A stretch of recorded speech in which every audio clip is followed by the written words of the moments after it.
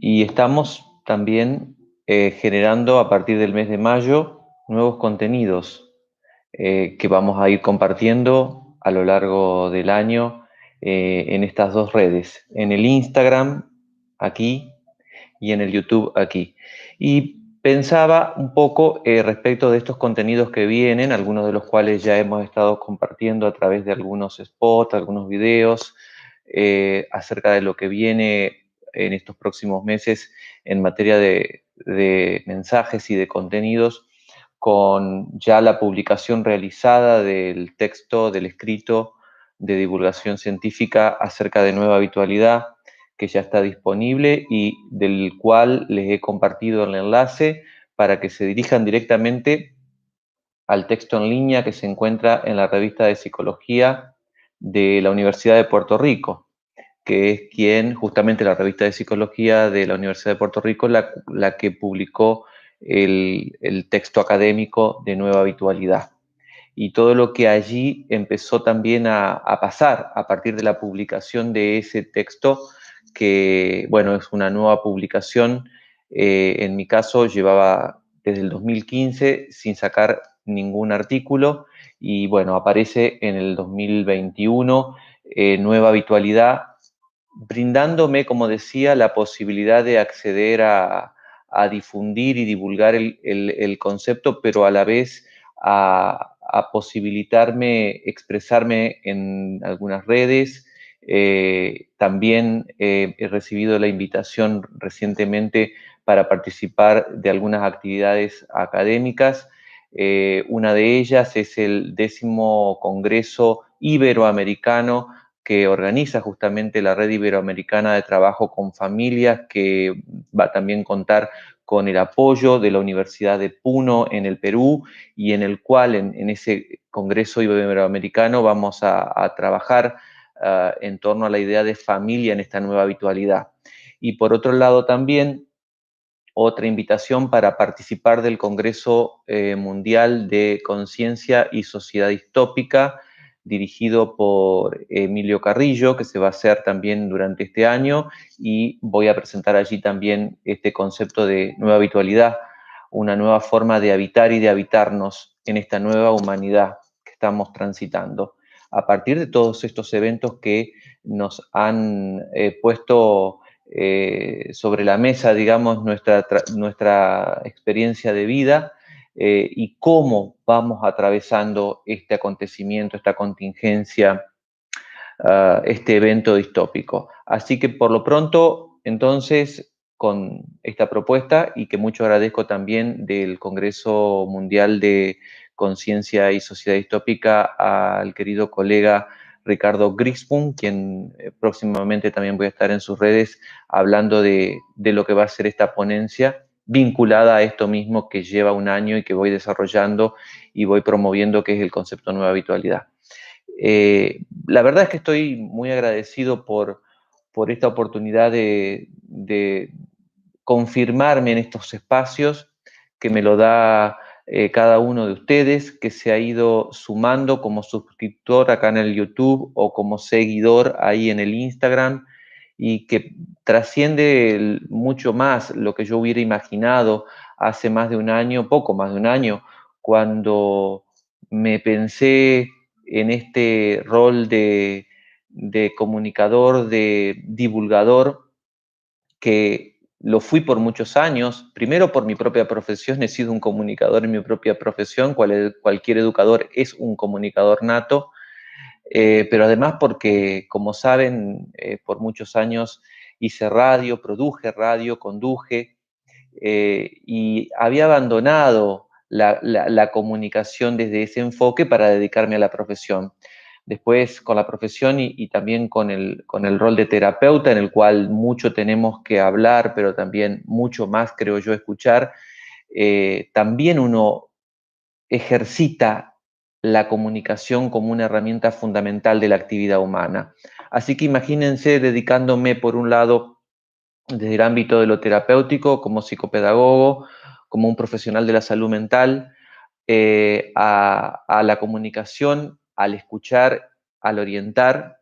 al escuchar primero y al orientar luego al sujeto en situación clínica o en situación de aprendizaje, y también como educador, también como un educador que tiene que exponer, pero que también tiene que escuchar mucho, y muchas veces son nuestros propios estudiantes los que más nos enseñan. La comunicación es parte de mi vida, y las redes sociales, a las cuales yo no estaba tan apegado hasta antes del inicio de esta contingencia 2020, vinieron de alguna manera a reflotar esta idea de que era posible construir mensajes, construir entrevistas, construir discursos que lleven siempre algo bueno, algo positivo, vinculado a la esperanza, a la libertad, al amor, a la conciencia, que son básicamente los lugares en los cuales voy intentando anidar la construcción de estos mensajes. A veces solo, como varios de mis videos o vivos, solo, y muchas veces con otros profesionales, con otras personas que comparten este espacio. Tal es el caso ahora, el próximo viernes, el estreno en el canal de YouTube y el adelanto que ya hice para el Instagram con Roberto Balaguer, psicólogo y especialista, por supuesto, en el área de educación y de educación a distancia, que me va a acompañar en una entrevista que ya fue grabada, pero vamos a debatir en torno a educación y a la politización que está teniendo la educación en este momento, cuestión que ya también comencé a hablar al principios del año, incluso también con otra colega, con María Laura Renoldi, quien ha estado en varios de estos envíos. Pensando en términos siempre de poder hacer una reflexión un poco más profunda de lo que nos pasa y que nos atraviesa como sociedad en su conjunto. Y también teniendo en cuenta que estas ventanas de divulgación también sorprendentemente se han dirigido a la región de Iberoamérica y están siendo seguidas en toda la región de Iberoamérica, cuestión que también me satisface mucho, y hay mucho para hablar de nuestra región y para profundizar, porque tenemos muchísimo en común y muchísimo que decir respecto de lo que nos pasa en la vida y en nuestra propia experiencia de vida, y cuánto podemos aprender de nuestra propia experiencia de vida para que ese aprendizaje nos haga más resilientes. Y todo eso está conjugado de alguna manera en el sentir, en el hacer de cada una de estas propuestas que voy pensando y que van a continuar a partir de este mayo 2020 disponibles en el Instagram, que está aquí, y en el YouTube. En estas dos herramientas que me ha ofrecido la tecnología y la modernidad para poder expresar y para poder convocar a otros a que también se expresen, poniendo siempre de relieve que el valor de la palabra, fundamentalmente en la comunicación humana, es lo que realmente nos puede permitir el diálogo, la discusión, el consenso, pero sobre todo la construcción pacífica de acuerdos, más allá de las diferencias. Por ejemplo, no todos quienes han llegado a estas ventanas de divulgación que tengo, como entrevistados o como oradores, piensan exactamente igual a mí. Y eso es una cuestión obvia. Nadie puede exigir a otro asistir a su ventana y pensar igual, porque si no sería un rasgo de autoritarismo. Y nada de eso es lo que yo quiero promover. Entonces, desde el pensar diferente podemos construir 1 hora, 45 minutos de diálogo, de reflexiones, de pensamientos que a lo mejor son divergentes y a veces convergentes, pero que nos llevan a la construcción de una reflexión común, que está basada en el respeto por la opinión del otro. En esto de la autoridad y el autoritarismo, podríamos decir que muchas veces no se ponen de acuerdo quienes tienen que tomar decisiones por una cuestión de ego, pero también por una cuestión que tiene que ver en cómo se comunican y de qué manera nos comunicamos en la sociedad actual, de qué forma lo estamos haciendo. Cuando decimos que no nos entienden, ¿nos preguntamos o nos evaluamos a nosotros mismos acerca de qué hacemos nosotros para que no nos entiendan? No estaremos nosotros mismos generando quizás un mecanismo, un discurso que hace que el otro no comprenda y que nos tiene que llevar a pensar en esto, porque verdaderamente sin consenso no puede construirse una sociedad pacífica. Con autoritarismo tampoco. Hay quienes legitiman su autoridad sobre el autoritarismo, y no es lo mismo autoridad que autoritarismo.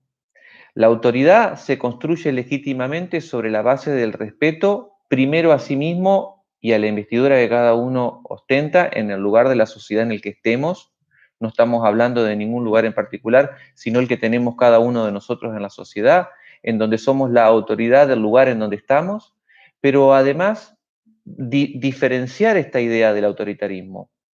porque el autoritarismo es un mecanismo coercitivo que implica restar libertad y que no acepta la autonomía del otro, la autonomía incluso del espacio del otro.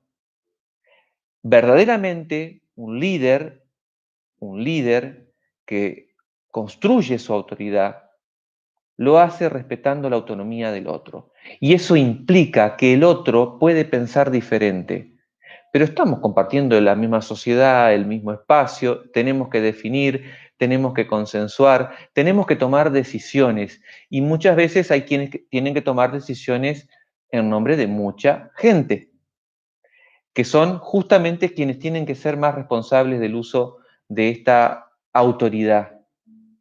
y del uso de este diálogo, de este consenso, de este disenso, que yo mismo acepto que es parte de esta construcción colectiva en función de lo que cada uno